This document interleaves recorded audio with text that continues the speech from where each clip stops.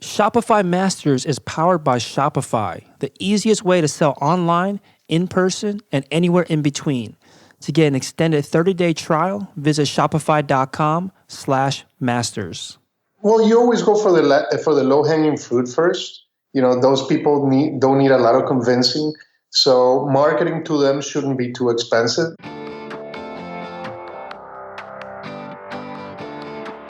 Hey, my name is Felix, and I'm the host of Shopify Masters. Each week, we learn the keys to success from e-commerce experts and entrepreneurs like you. In this episode, you'll learn how to avoid becoming a Me Too company, how to create personas to improve your messaging and marketing, and what does it mean to go after the lowest hanging fruit customers.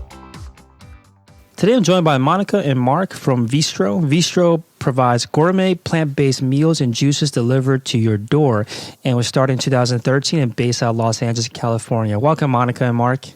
Thank you. Thanks for having us.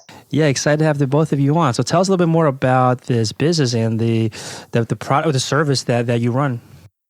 Well, Veestro, as you mentioned, started in 2013. It started basically out of a need. I used to work in finance, and I rarely had time to eat healthy. Mm-hmm.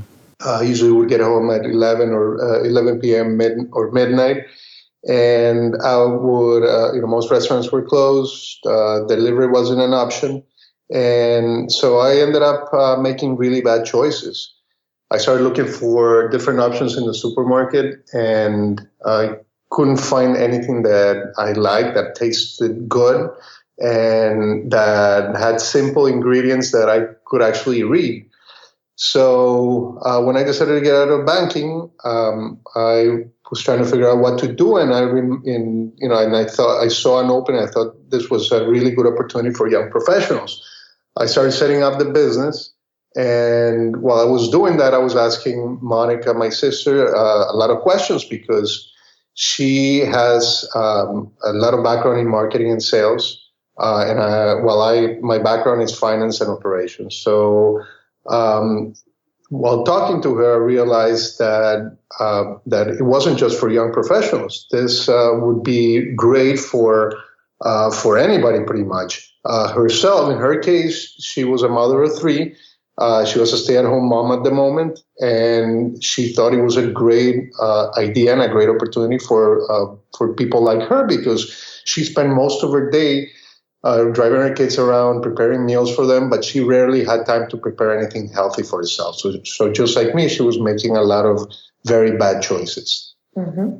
Mm-hmm. We also, I just wanted to give you a little bit of background. We grew up in Costa Rica, and we were used to eating all of our meals that were basically made from scratch with lots of fruits and vegetables. Mm-hmm.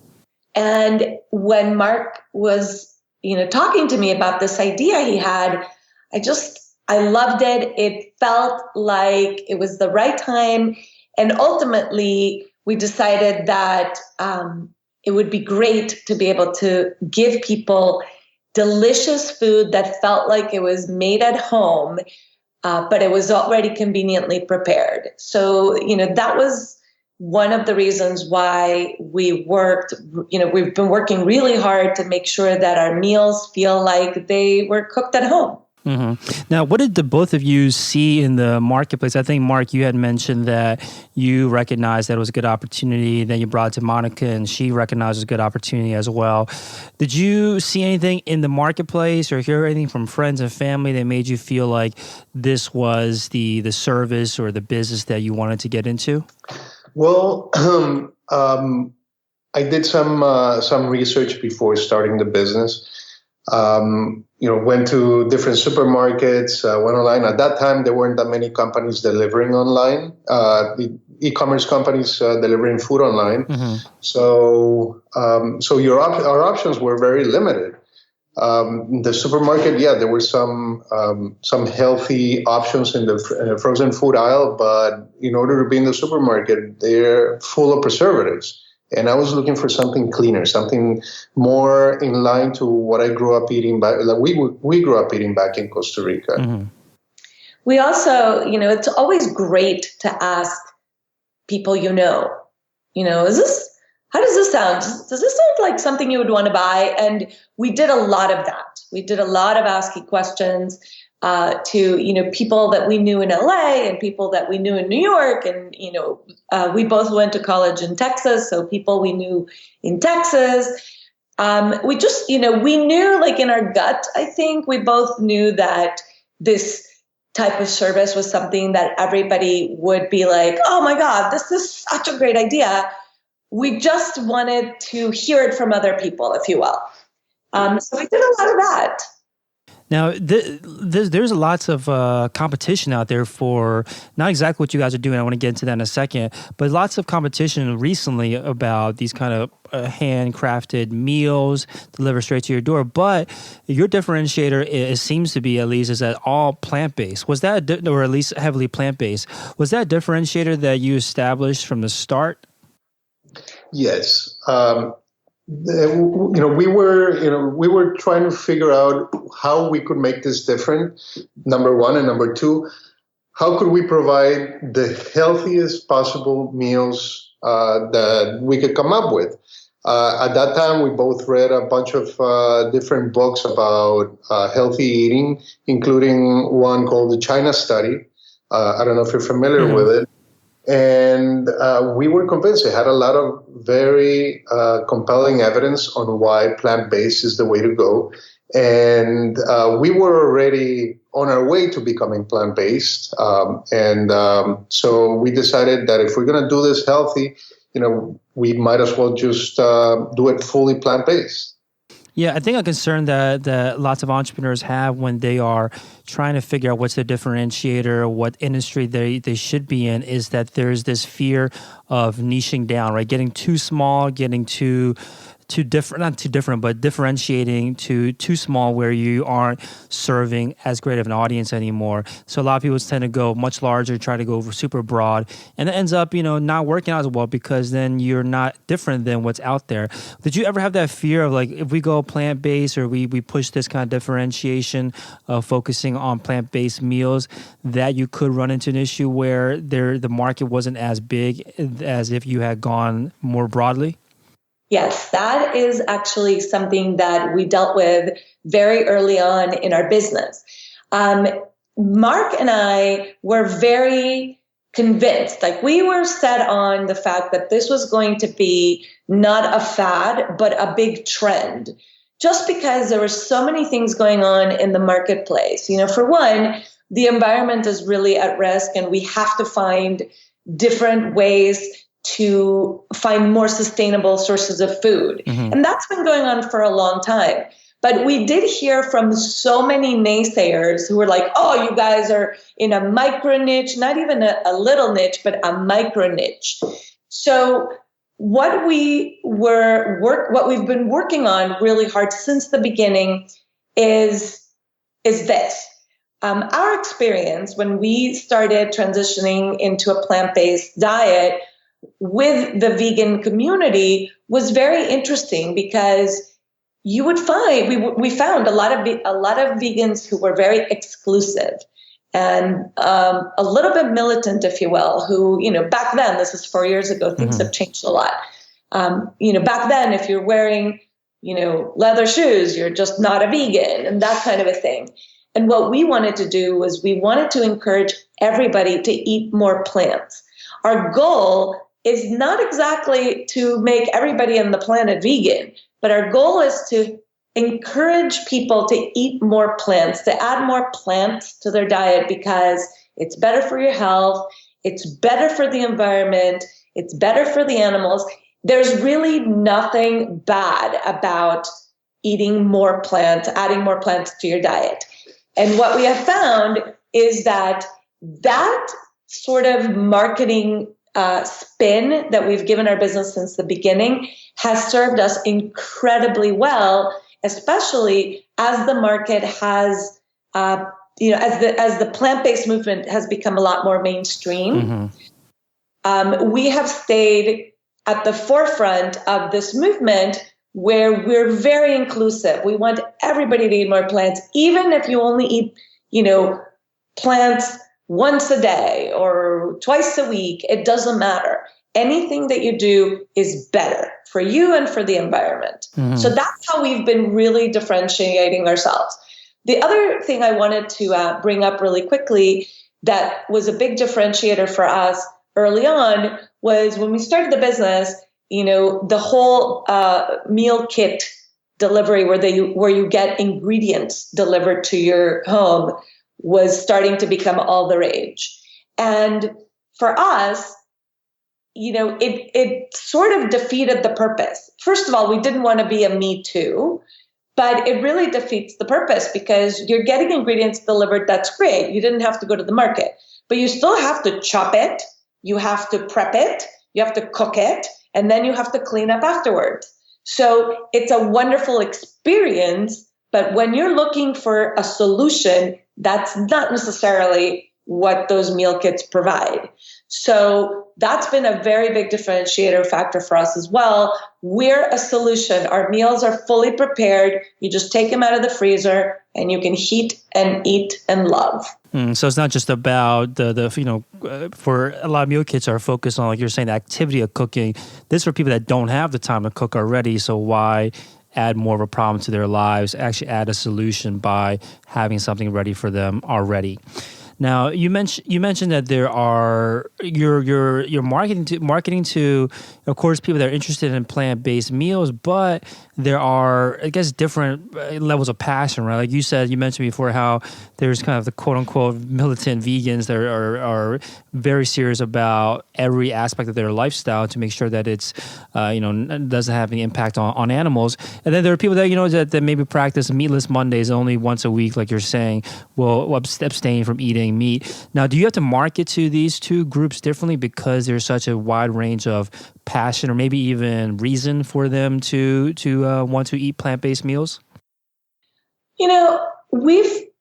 We've stayed away from marketing to these groups in a very different way. The way we've done that, and I think we've sort of covered all groups in general, is we've stayed on the path of we're giving you meals that are healthy and that are plant-based. So we don't talk about the animals. We don't talk about any of the political issues. We just focus on our food is 100% plant-based. It's made with organic ingredients. It's really delicious, and it's conveniently fully prepared. On the other hand, there's different messages that we put out there depending on what kind of people there are. For example, when we want to reach vegans are already convinced that this is the healthiest way to eat, or vegetarians. So it's a completely different message. Those are what we call our low-hanging fruits. They already know the benefits of a plant-based diet. Then to carnivores, we send out a different message. We tell them, just add a little bit more vegetables to every meal, and you're going to notice a difference in your life. So we look at, as far as messaging, we look at who we're looking at, and everybody gets a different message. Some of them are a little bit harder to reach than others. Mm-hmm. That makes sense. So what's your method for understanding how to craft a message for these different types of customers? We created early on, and we're constantly tweaking it, we created personas based on the type of customers that we wanted to reach. So, we created a persona for people who are strictly vegan. We created a different persona for people who are, vegetarian/vegan. We created a different persona for moms, who want to eat healthy and feed their kids and their family healthy food. A totally different persona for young professionals, especially millennials, who are really connected to the fact that what they put in their bodies affects the way they feel. So we have an overarching marketing message that is very welcoming to everybody in general, but each one of these personas gets a little bit more targeted according to their needs and the cost-benefit analysis for each one of them. Now, what's maybe going to give the audience an idea, like what is for people that don't know, what's a persona and how do you go about creating one? What's your process? So a persona is basically it's like a depiction of a group of target customers. So, if you are selling sneakers, your personas are probably going to be, on one hand, athletes. On the other hand, people who exercise for fun. So what you're trying to do is you're trying to divide your whole world of customers into more specific groups that are more homogeneous, so that you can target them with messages that are relevant to them. Because think about it this way: if we go ahead and say, take our Veestro meals to lunch, take them to the office for lunch. Well, what happens to the stay-at-home moms who don't go to an office for lunch? Or what happens to, people who live in rural areas who perhaps work from home remotely? We want to make sure that every marketing message is caters to the individual group by hitting them with a message that's going to resonate. And that's what personas do for us. Now, can you create too many personas, or is there a magic number that you try to keep it at? Yes, you can always create too many, which is never a good idea, because then you're really diluting your message too much. So we've created 4 different personas. Depending on your business, how broad or how niche your business is, you'll create, a few less or a few more. But we found that 4 happens to be a sort of the magic number for Veestro. It really allows us to cover a pretty good, probably about 85% of our customers. And then, like I said, we've been tweaking our personas since the beginning because the market has changed a lot. So in the beginning, we had to provide messages with a lot of education to consumers who really were not aware or, didn't know much about being vegan. Now we have to provide a lot less education because there's so much more information in the marketplace. So personas, your personas are not something that's static. It's something that evolves with your business.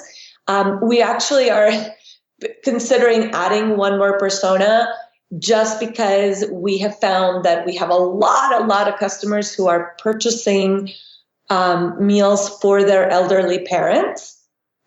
So up until now, we hadn't targeted them specifically, but it seems to become more and more of a thing that's happening. Mm-hmm.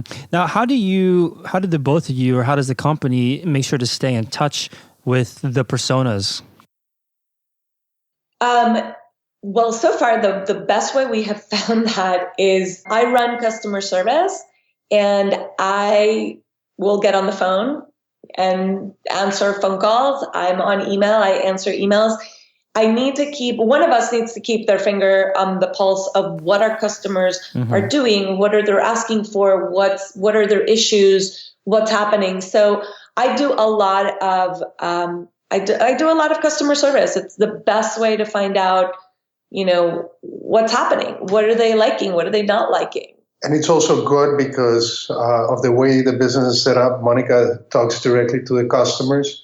And whenever we see a problem with whether packaging or one of our meals, she immediately tells me, and it gets fixed very quickly. Yeah.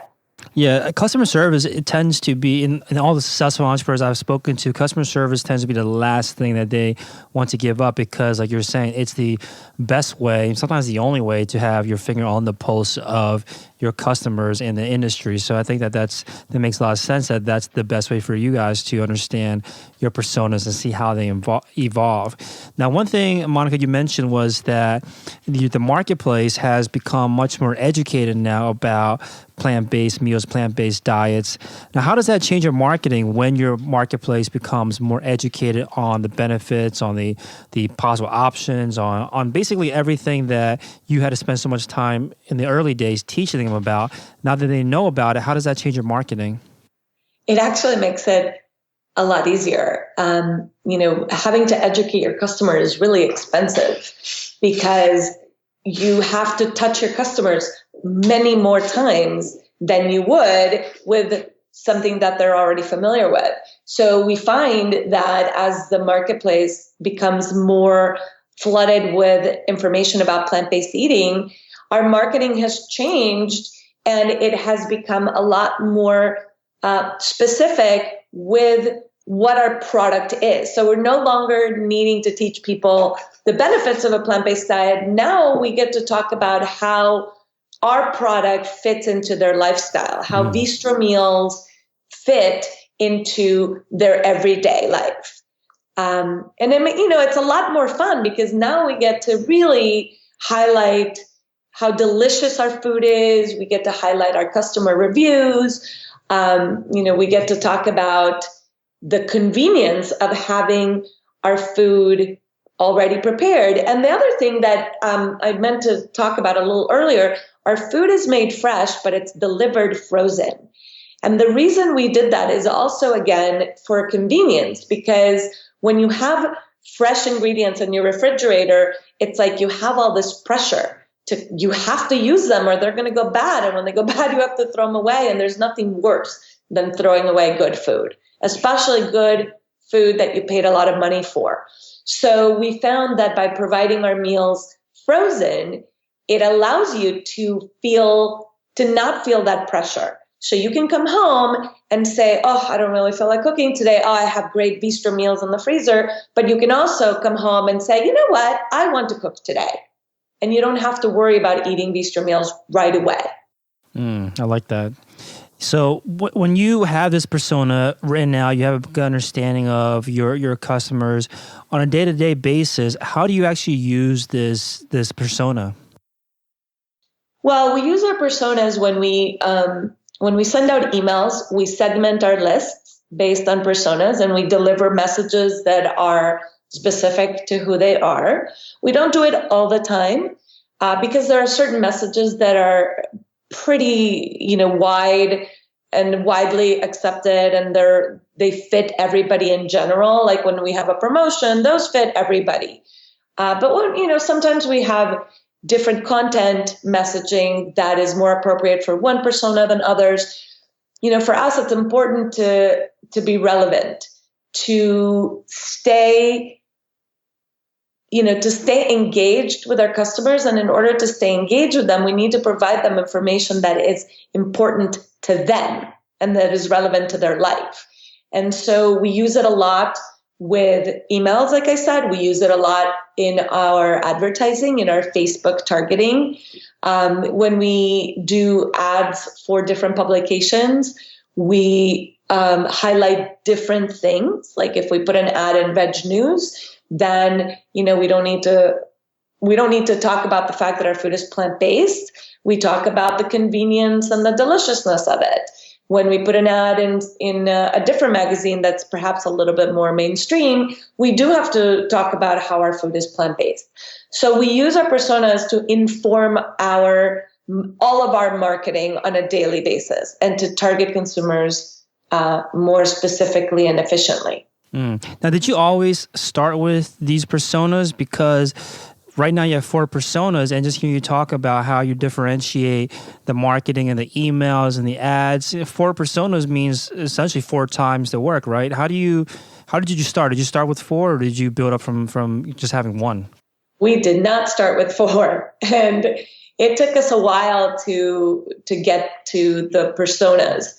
When we started the business, the first thing that Mark and I needed to know was, is there a real need in the market for our product? So we reached out to our lowest hanging fruit, people who are vegan and who've been vegan for a while. So we reached out to a lot of vegan bloggers.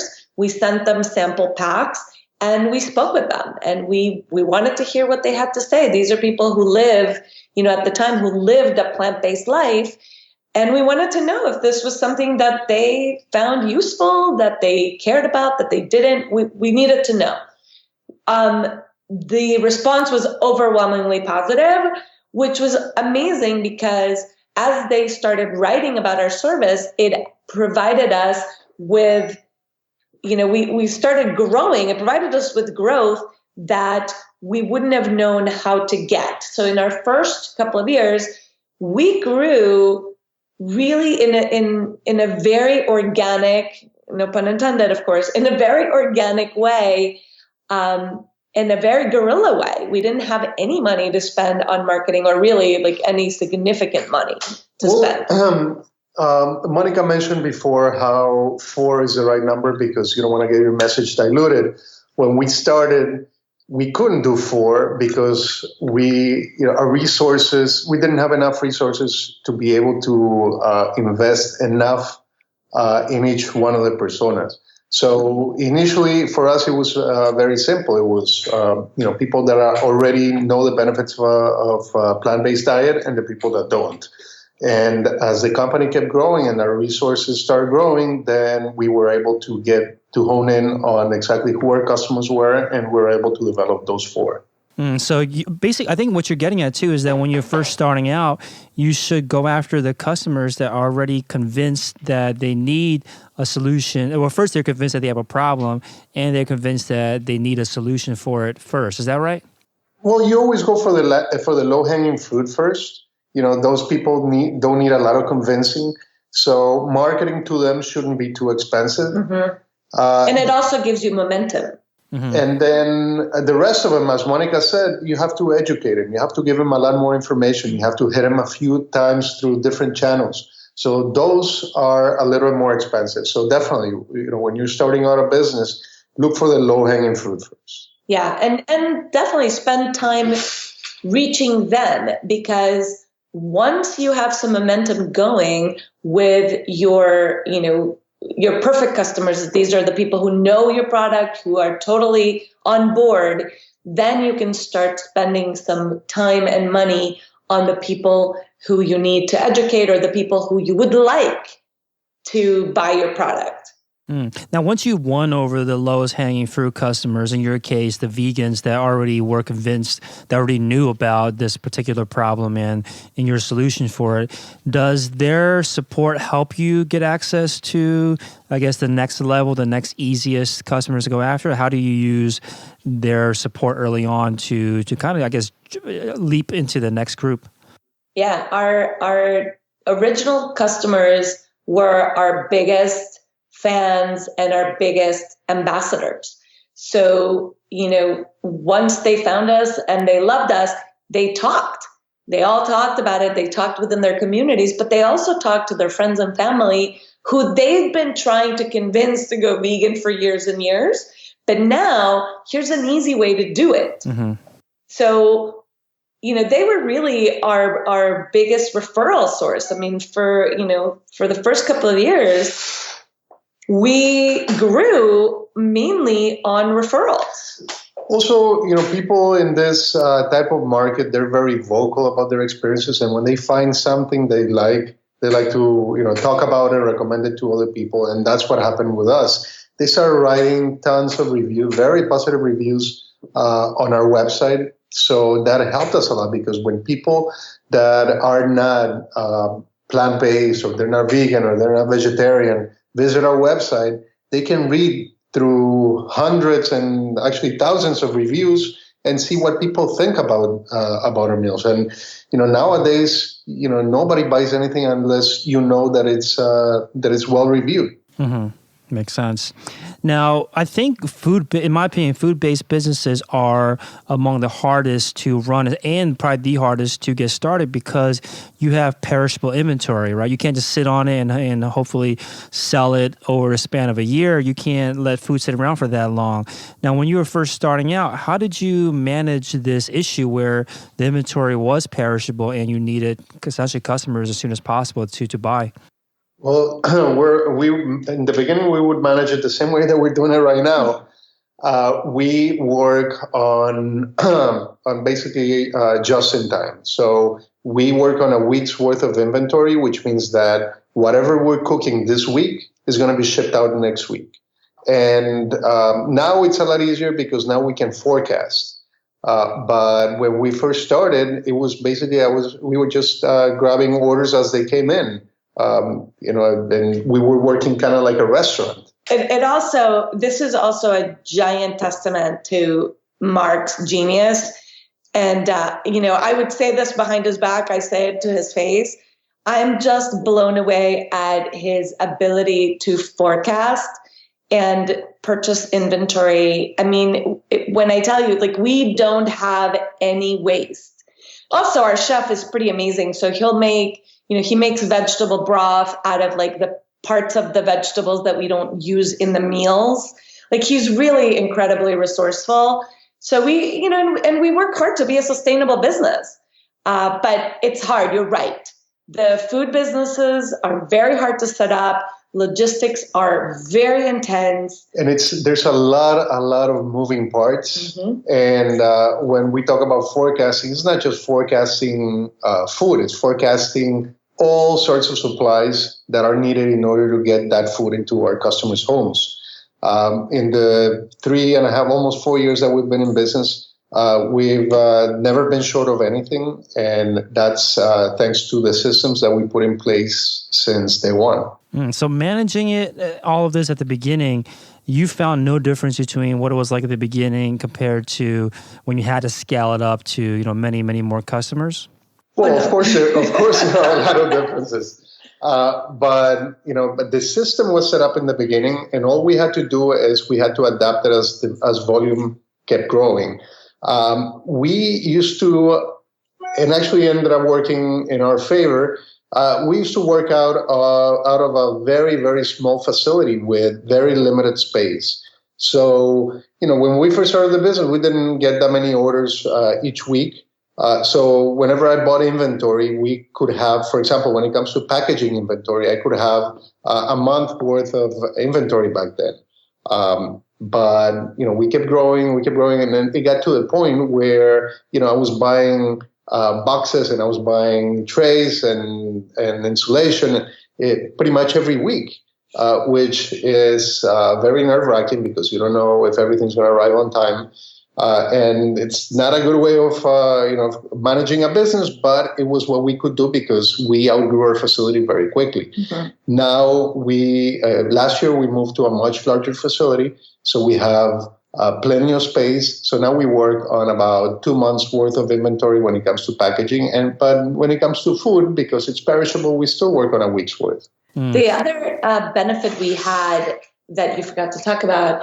In the beginning, when we were in this really small facility, we were in Thousand Oaks, which is right where there are tons of organic farms. So in our backyard, we had tons of organic farms. And, since we worked order to order, we could just run down the street and go to the farm and pick up what we needed and then come back to the office. It was definitely a luxury that we did not anticipate when we got that facility, but it really worked to our advantage in the beginning. So that's a nice surprise for your business. What about obstacles? What obstacles surprised you with starting a business like this, where it's food-based and the inventory is perishable and requires so much skill in forecasting? Well, we've had a lot of interesting hurdles to overcome. The first one early on in the beginning was packaging.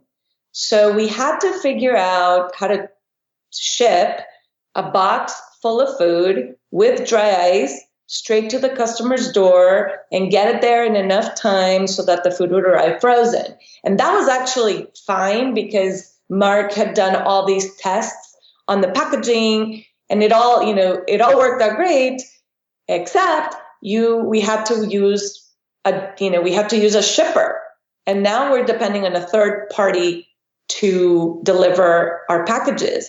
And FedEx is amazing, and really the amount of times that we have issues with them is minimal compared to the amount of orders we ship. But we were dependent on them delivering on time, and every once in a while there would be some sort of weather issue and our packages wouldn't get there and our customers would be mad, and we had to address that right away.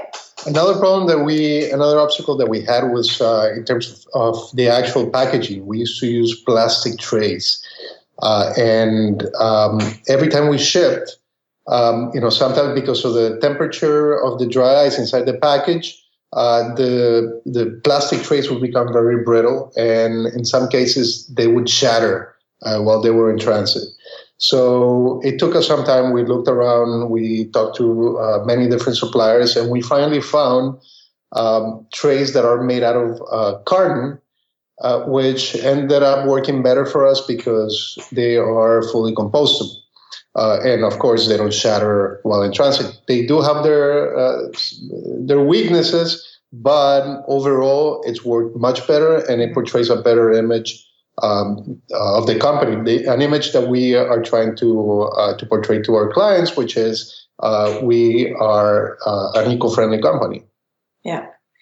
The other hurdle that we actually turned into a big opportunity for us was customer service. So I think we realized early on that we needed to have really amazing customer service. And early on in our business, we talked about the Nordstrom customer service business school case, that everybody that goes to business school reads about and studies. And Nordstrom has, I'm sure you know this, the most incredible customer service.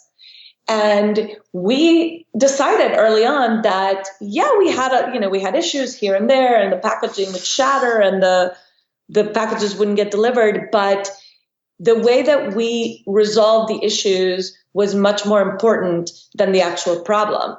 And it gave us an opportunity to build relationships with our customers where they feel like our company isn't just one of those incognito companies. You don't know who's behind it.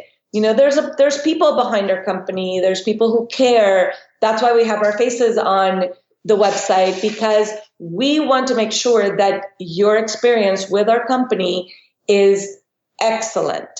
We want to make sure that every step of the customer's experience with Veestro is amazing. Makes sense. So can you share a story or an example of how you can go above and beyond in customer service so that you can turn around a problem into an opportunity to connect with your customer?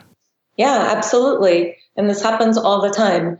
A customer will call and say, one of the packages came open. One of the packages of X came open. And it happens, packages. Sometimes the drivers are not very careful with our packages, even though the boxes say fragile, handle with care. You just don't know what happens in the journey. And every once in a while, the individual meal packages will open.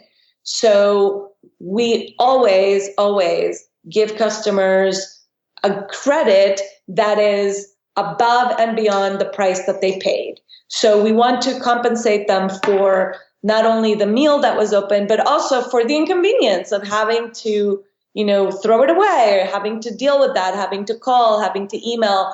So we always give customers more than they spent when they have small issues like that. When they have bigger issues, for example, FedEx delivered and it says that it was delivered, but the box is nowhere to be found. Perhaps it got stolen. Perhaps it was delivered somewhere else. It's not really the customer's fault. So we always ship them a new box. Makes sense. Yeah. And I'm hesitant to say this on a podcast. I don't want people to go, oh, well, hey, great. I'll order Veestro and I'll call them and tell them that nothing showed up and they'll send me another package. No, I think most people are not going to take advantage of that. That's right. Great though that you're able to do that, because a lot of times you don't want to have a short-sighted approach to your business, right? You don't want to think about the bottom line at all points, because I bet in the long term your bottom line is improved because of this kind of customer service, even if you're operating at a loss for that particular customer at that particular time. Absolutely. The amount of goodwill that we're able to build by going above and beyond, fixing the issue, and doing it with a smile and making the customers happy. is amazing. And this is something that every business owner should keep in mind. It is much less expensive to keep a customer than it is to find a new one. So let me say that in a different way. It is much more expensive to get a new customer because you lost a customer than it is to do what it takes to keep that customer happy. I like that. That's an important point because, like you're saying, the numbers, if you are going strictly by the numbers, it still works out in your favor to go above and beyond and provide that kind of great customer service. Now I want to take a step back and talk about the forecasting that you guys have perfected. What's the process for forecasting a business like this? Like, how do you begin to estimate what you need for the coming week? Well, of course, in the beginning was a lot harder because there was a lot of fluctuation. We would have, really good weeks and then not so good weeks. But once you have enough data and you're growing at a pretty constant rate, like we have since the beginning, we're pretty much growing at about 300% per year. Then it makes it a little bit easier. So now the way I do it is I just look at data. I forecast based on averages that we've been selling. We have 50 different products that we sell, so I have to forecast for each individual product. And at the same time, I always leave a cushion for growth because we know that each week is going to be the volume is going to get higher. Mm-hmm. Now, do you use any kind of software to help manage all of this? Well, we use NetSuite, which is a small version of an ERP system. Mm-hmm. But the forecast, I do it manually. It's kind of like my baby. Your own system. I am always fascinated by Mark's ability to do this on Excel spreadsheets manually. Well, the thing is that since I've been doing it every single week since we started the business, then I have so much information, so much data in that spreadsheet that it makes it a lot easier to forecast. The spreadsheet is already done. The formulas are in place, and all you have to do is plug in, the numbers, and you get what you need to prepare that particular week. Yeah, I bet the formulas in that spreadsheet is a sight to look at with all those calculations you have going on. Yes, which is why nobody touches that file except for me. It truly is your baby. It makes sense. So I want to talk a little bit about the Facebook advertising that you both, or you guys have been able to do. It sounds like it's what you've been able to use to get that right message to the right persona, to the right person. Talk to us about your process. Like, how do you approach? What's your strategy for advertising on Facebook?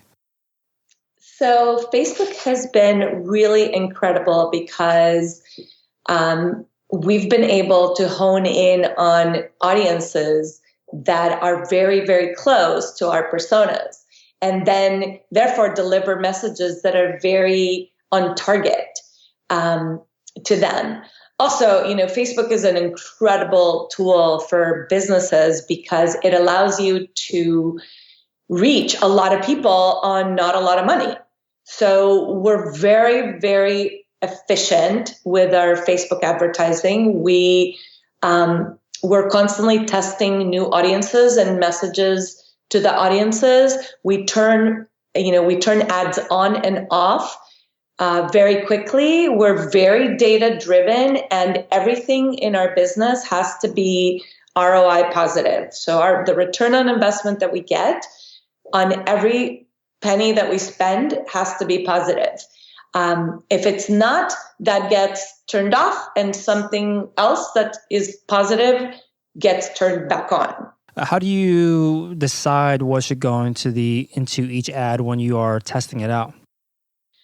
Well, right now we work with a digital marketing agency, and they do all of the day-to-day. They're pretty amazing.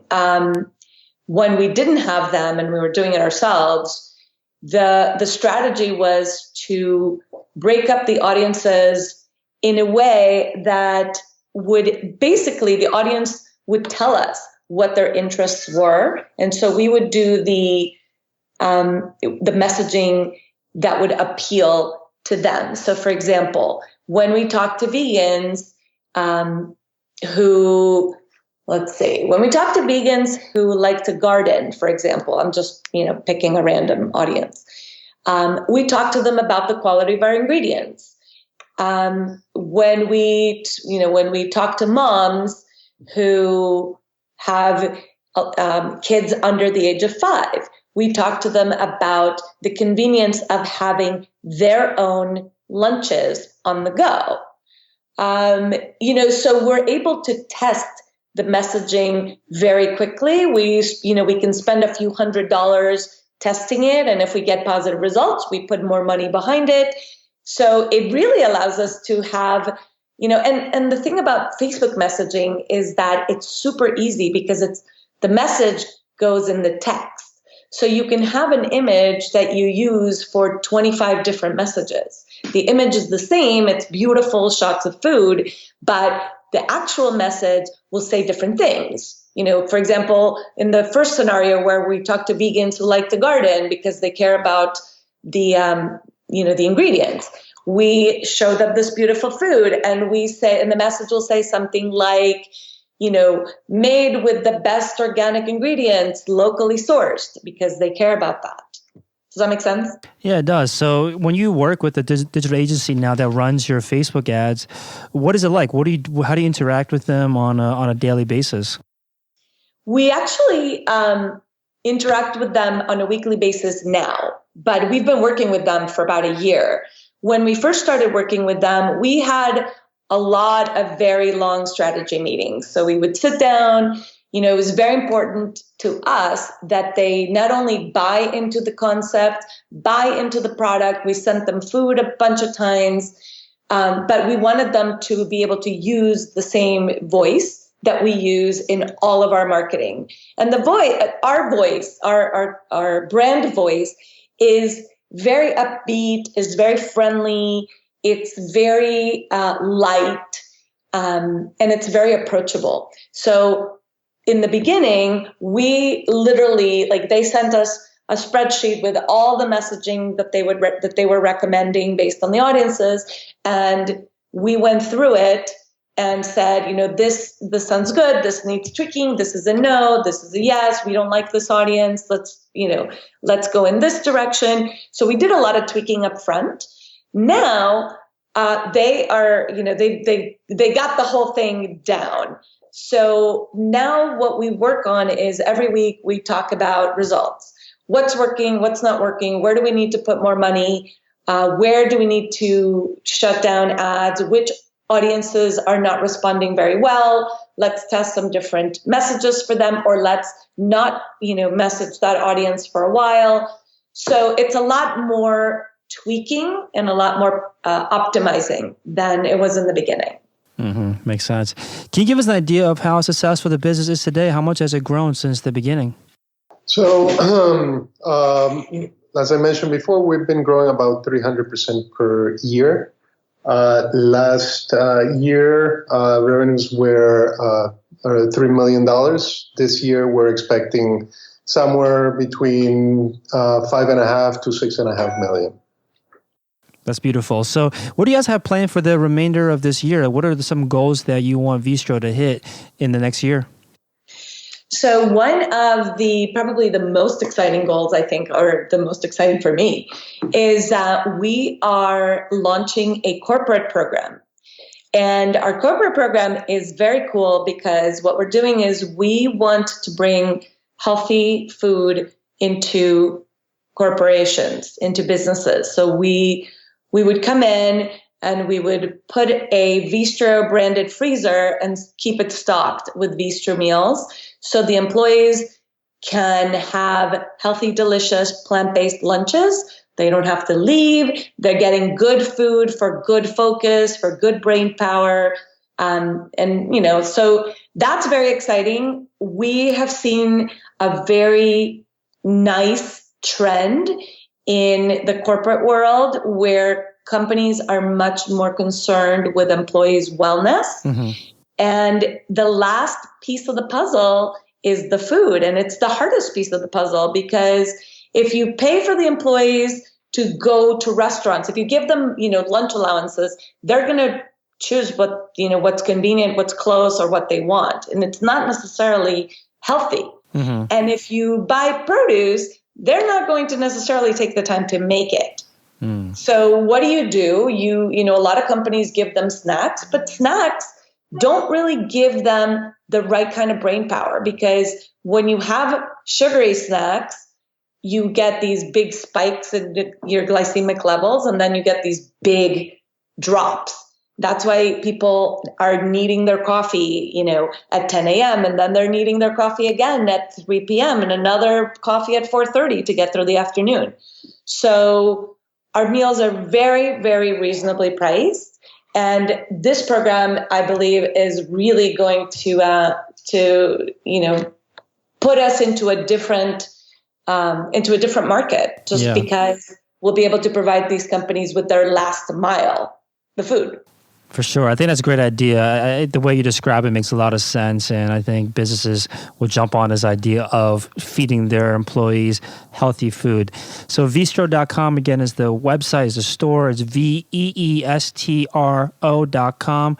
Thank you so much, Monica and Mark. Thank you so much, Felix. Here's a sneak peek of what's in store for the next Shopify Masters episode. A lot of times you get quicker results if you really just change the entire thing up and change the photo, even just change the product that you're showing. Thanks for listening to Shopify Masters, the e-commerce marketing podcast for ambitious entrepreneurs. To start your store today, visit shopify.com/masters to claim your extended 30-day free trial.